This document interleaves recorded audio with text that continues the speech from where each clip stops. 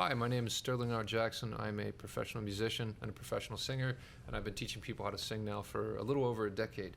I wanted to make this video because when I was teaching myself how to sing, I'm a self-taught musician, I was having a lot of trouble understanding what diaphragmatic support should feel like and how to replicate it or how to find it. There was plenty of people in books and videos and everything like that talking about how to breathe, but that's even smaller part of the equation.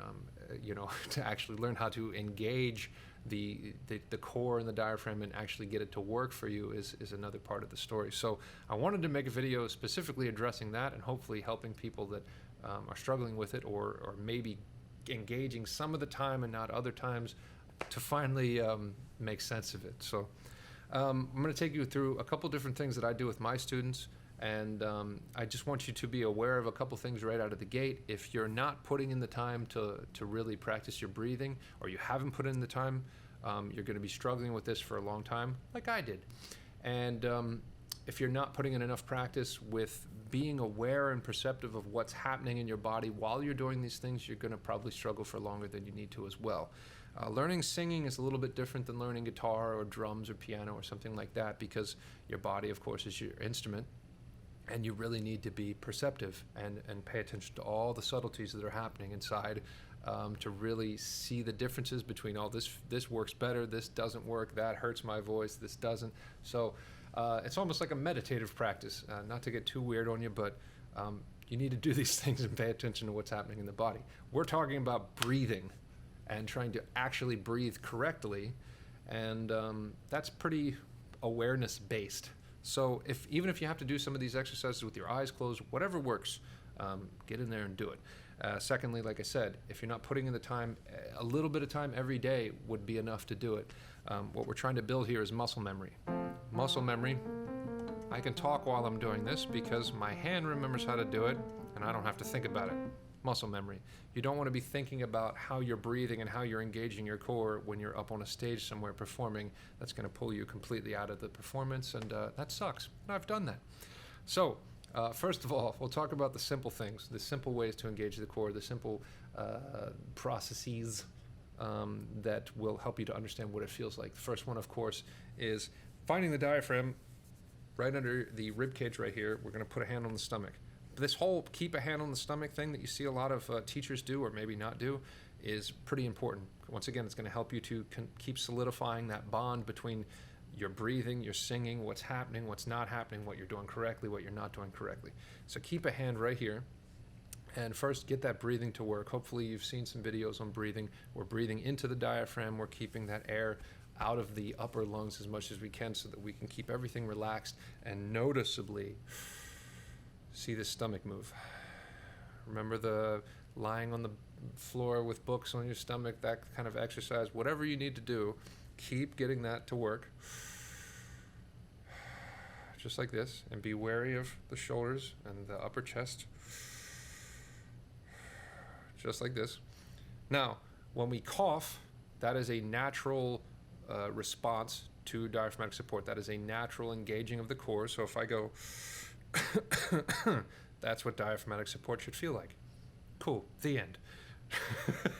No, that is what diaphragmatic support feels like in one way. So do it again. You should feel that when we breathe into the diaphragm, it opens up like this. And then when we breathe out and we cough, it should feel like it's caving back in on itself. It should feel like the beginning of a sit-up when we're lying down and we start going like this. We're starting to bear down on the stomach. That's another way to experience diaphragmatic support. Another simple way is laughing. When you laugh, it engages the core. Similar to coughing, same thing. If somebody laughed and they didn't laugh from the diaphragm, they would laugh like this. Ha ha ha ha ha. And that's not good for anybody. So, and those are these muscles up here. Ha ha ha ha ha. You can hear the difference. Ha ha ha ha ha ha from down here. So, sorry if I'm blowing the mic up. So, those are two ways that you can try to naturally find what support feels like. Now, when I was learning or teaching myself, one of the things that I kept doing over and over again was to use forcible exhales with an H and then put a note behind it so that I could start to have this loud kind of guttural kind of sound from down here. What that would feel like is, once again, breathing down here We're making sure, once again, just like a sit-up, like that, we're engaging the core and breathing from down here, like that. Now, if I put an H in front of like an A, for example, and I do a note, let me turn my piano down so I don't blow my ears up. Ha, ha. There I'm engaging the core just by adding that H. Now, of course, you don't want to sing like this all the time. Of course, you don't want to sing like this all the time, but we're just coming up with a way to find something that we can replicate that starts to make sense on a physical, muscular level. So let's do a couple more notes. Ha, ha. How about ho? Ho, ho. How about for higher voices? Ha, ha, ha. So keep trying to dive into that stomach. Now, that's what I used, and I would always push things to an extreme. So I would be singing a song, and then I wouldn't know if I was diaphragmatically supporting or not. So I would take it to that level and just push everything. I'm trying to think of a song. So let's take something like Phil Collins, "In the Air Tonight." It's the first thing that came to my head, and we'll add a forcible exhale throughout all of that. This is what I used to do. Be careful you're not pushing too hard. We don't need that much force, but what we're trying to do is find something that's engaging the diaphragm and starting to make sense. So it would sound like this if we were going to do it. Ha, I can feel it coming in the air tonight. Now, if you start to notice some natural vibrato, ha, that's going to happen sometimes as well. So that's how I used to tie into my diaphragmatic support. But if that's still confusing to you, herein lies the lesson that really helped me to tie it together. Now, some of the vocabulary or the words I'm going to use to explain this might not make sense in terms of how they're being explained, but they should make sense on a physical level. So keep the dream alive. Don't lose faith in this. What this is called the straw technique. And what we're doing is we're making sure we keep a hand here again. And we're going to be taking breaths in like we're breathing in through a straw. So we're going to be, you can actually pretend to hold a straw or whatever your mind goes to. Let's say a cigarette. But anyway, we're going to be breathing in like this with the lips pursed. And what you should be feeling is this downward push. We should be tying a line, and I want you to trace a line in your mind or whatever it is the whole way down till we hit right here. So feel that line of cold air moving the whole way down to here, and keep that straw, right?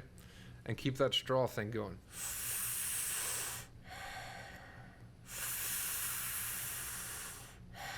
Make sure you're breathing into the diaphragm as well. Now, if this isn't making sense or you're not feeling this downward kind of sensation, this downward pushing kind of sensation, make your lips, purse your lips even more and make it more forceful. I swear at some point, if you're making it forceful enough, you'll feel some kind of a growing thing like this. Okay, are you feeling it? Are you feeling it yet, Mr. Krabs? There's a SpongeBob reference.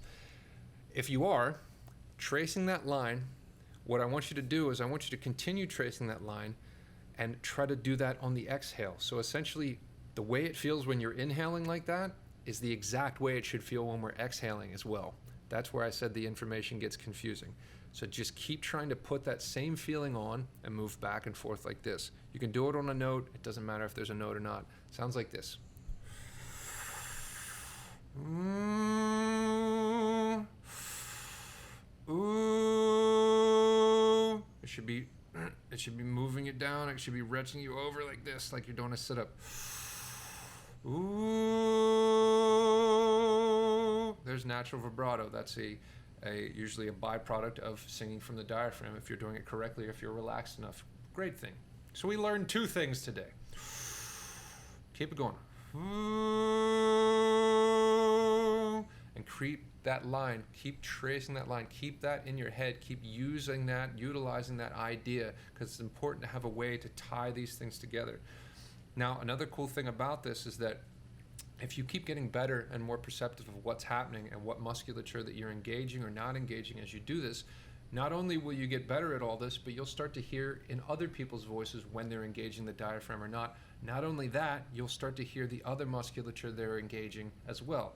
So essentially, I can sing and use this musculature up here, ah, and you can hear it, ah, but I can also start to trace that line and continue not only to my diaphragm, but even below the diaphragm.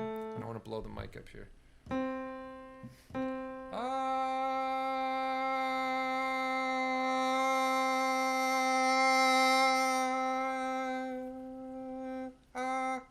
Speaking voice.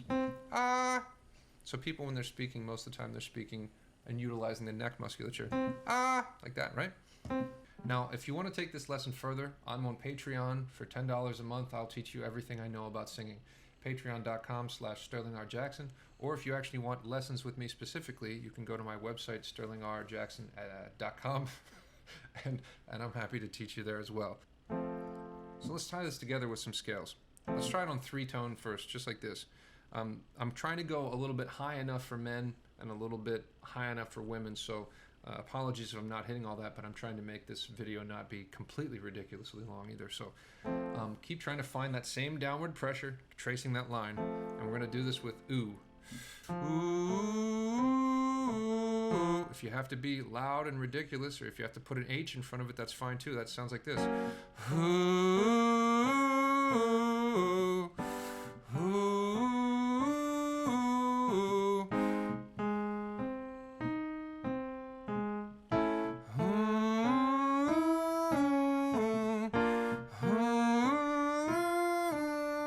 Getting to the female range. One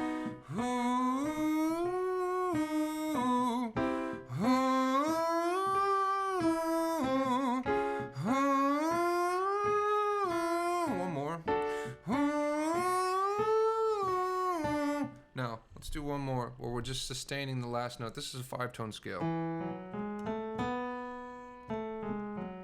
We'll keep doing it with ooh so that we're not confusing and making it even weirder. Like I said, if you're having trouble, keep putting an H in front of it. No, you're not going to sing like that forever. That's terrible. We don't want to keep going, hey, everybody, hi. That's not good. But we're going to stick with keeping that going if that's something that helps you tie to the diaphragm. Remember, we're building muscle memory. So it's going to sound like this.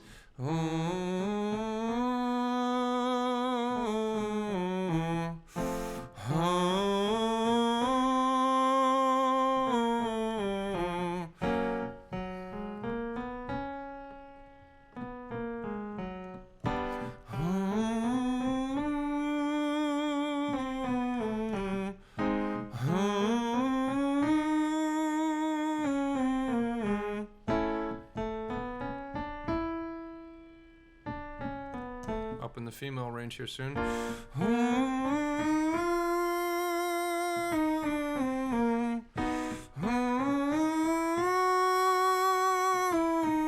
Let's do 2 more.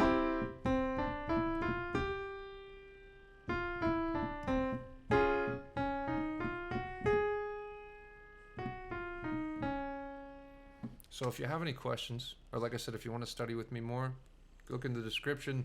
There's a lot more things there that will guide you to other places where I exist on the internet.